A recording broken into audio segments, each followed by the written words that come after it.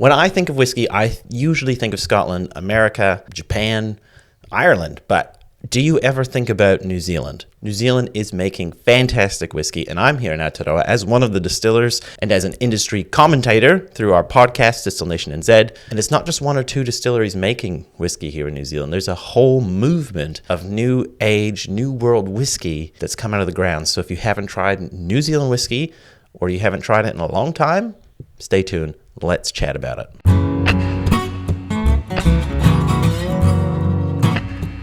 So what is New Zealand whiskey? How does it compare to Scotch or bourbon?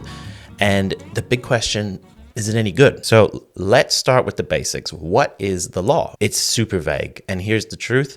New Zealand is using whiskey and spirit laws based on the Australia-New Zealand Food Standards Code, which is one of these, free trade agreement sort of things that's just works between Australia and New Zealand. And under the code, under 2.7.5 as spirits, it says that a spirit is a distilled drink, like whiskey or rum, that has the aroma and taste generally associated with that spirit. So to sell it as whiskey, it just needs to taste like whiskey, and it needs to be at least 37% alcohol by volume. Those are the only rules. It has to taste like whiskey and be 37% alcohol. That's really, really vague. So under that rule, there's nothing about aging. There's nothing about grain. There's no mention of barrels.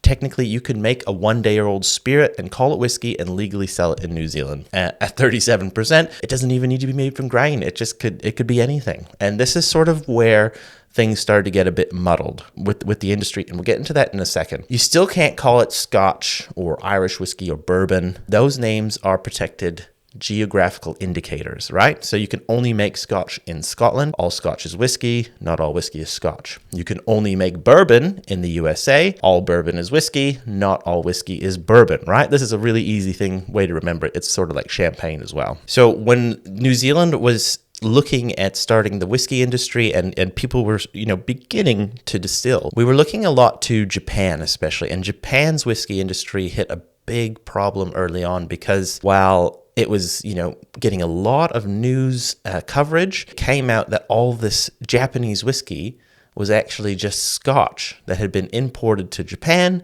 and labeled as Japanese whiskey, which was super, super shady. So, of course, here in New Zealand, you could have done the same thing and called it New Zealand whiskey. There's really no rule. So this is where the industry stepped up. Distilled Spirits Aotearoa formed the New Zealand Whisky Association back in 2020, 2021, and they came up with official guidelines for members of the Distilled Spirits Aotearoa group that they had to follow to be part of the group. So Distilled Spirits Aotearoa, if you don't know, is a group of craft distillers in New Zealand that have come together, just to help with lobbying, to help with guidelines like this, to help each other out. At the end of the day, there are bigger groups that have international interests. We needed a group that was all about national, local interests, and that's where Distilled Spirits Aotearoa came in. So they came up with two definitions. What is New Zealand whiskey and what is New Zealand single malt whiskey? And the single malt whiskey was really the important one. That was the one everyone's focused about.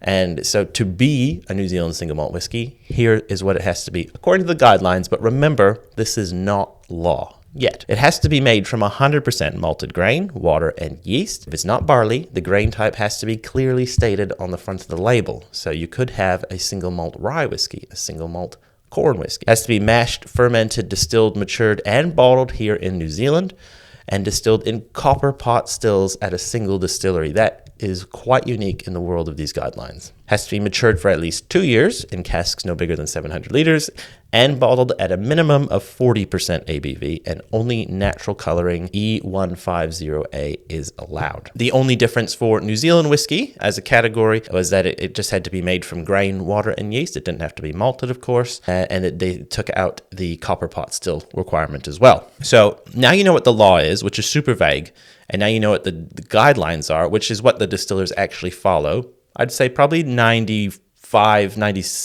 in that sort of range. 95% of distillers follow these guidelines. There are a few around that don't. They don't care. They're not part of the association, and that's fine. But if you're looking at New Zealand whiskey, you can always find out who's a part of the DSA by either asking the DSA or asking the distillery themselves. So what does New Zealand whiskey taste like?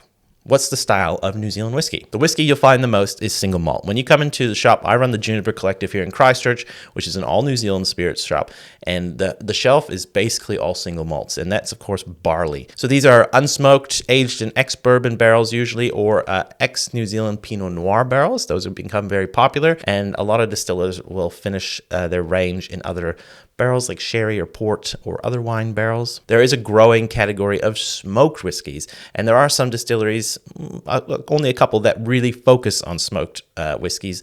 Particularly Waiheke Whiskey up on Waiheke Island is really interested in making a unique New Zealand peated whiskey. New Zealand peat is different to Scottish peat, of course, so we're using, it's sort of an inland peat that comes from Southland at a place called Herrick Creek, and this is getting malted and dried and smoked over at Gladfield Malt in Dunsandel. So it's super unique. Most distilleries in the country are using that particular smoked malt from Gladfield, and you can also get Manuka smoked barley, which is probably the more unique one, I think, in the category of New Zealand spirits. So Manuka smoked single malt whiskies are becoming a bit more common, and they're obviously a very different flavor.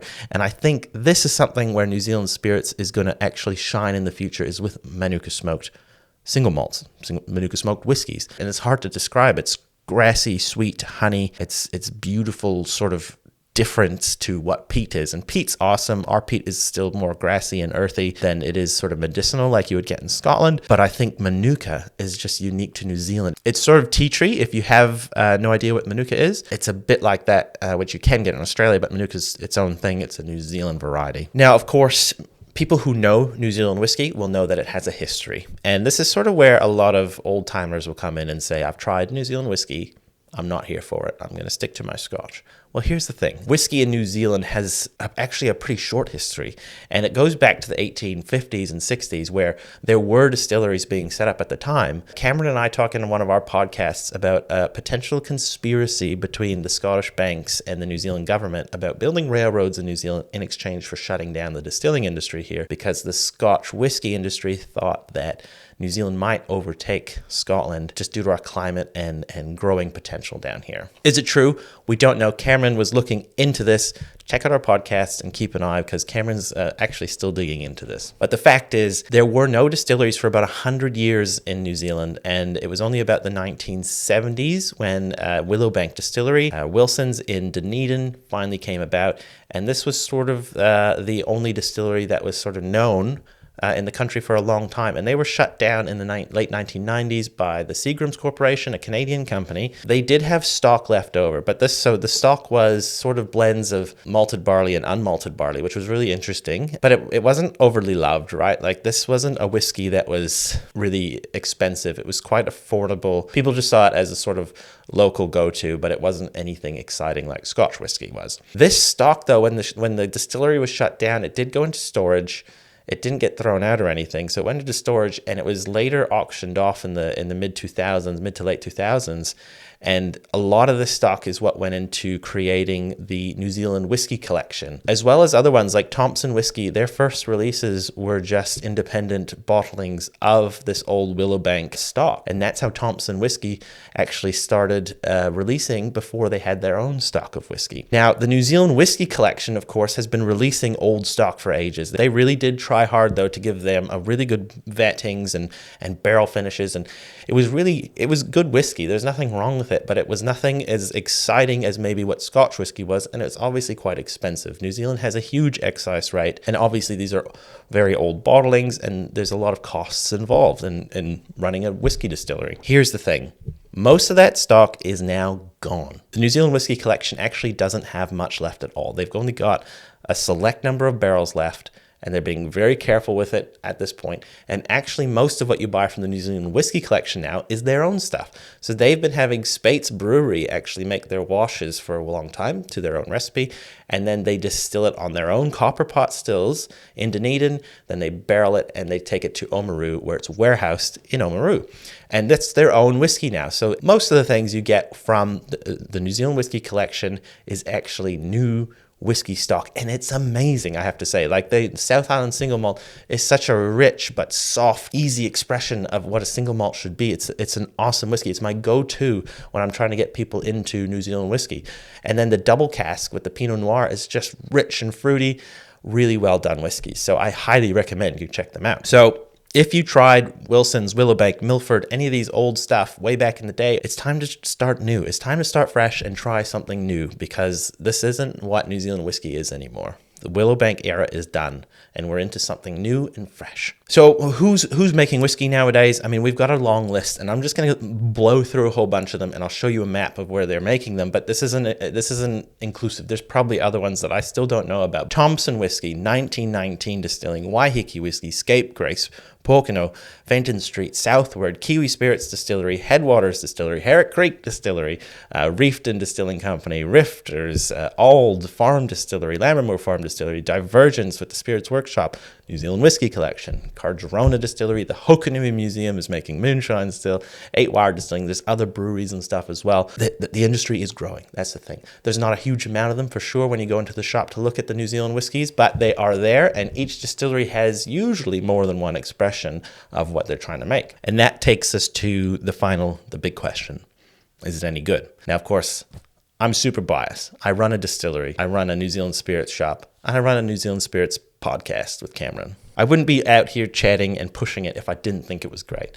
In fact, I've shut down my own whiskey program this year, and I'm focusing on trying other people's whiskeys and doing my own moonshines more than anything. But I think there's a future for New Zealand whiskey, and it's got something unique to it. And I think it's coming around. We're so fresh. It's only been about 10, 15 years at most of trialing. I think we're coming into an era in the next 5 years where we're going to really start to see maybe what that profile is. Most of our whiskeys are young. Now, that's the other thing, of course, because our requirement for guidelines is only 2 years. So distillers like myself, and I use small barrels, I distill it to be ready in 2 years. In small barrels, I usually release them around 2 years. Other ones have left them longer, though. Like most of these distilleries that I've mentioned are leaving them. Like there's 5 years, there's 7 years, there's 10 years, but they don't really put the age statement on it. It's not really a thing. You know, 1 or 2 do, but it's not a huge deal down here because age just works differently in New Zealand. Like the Scotch whiskey industry has done such a good job at telling you that an old age statement whiskey is the way to go. You know, they've done a great job. They did it. It was fantastic. And the thing is, it doesn't work everywhere. Most bourbons, you know, are only a few years old. Most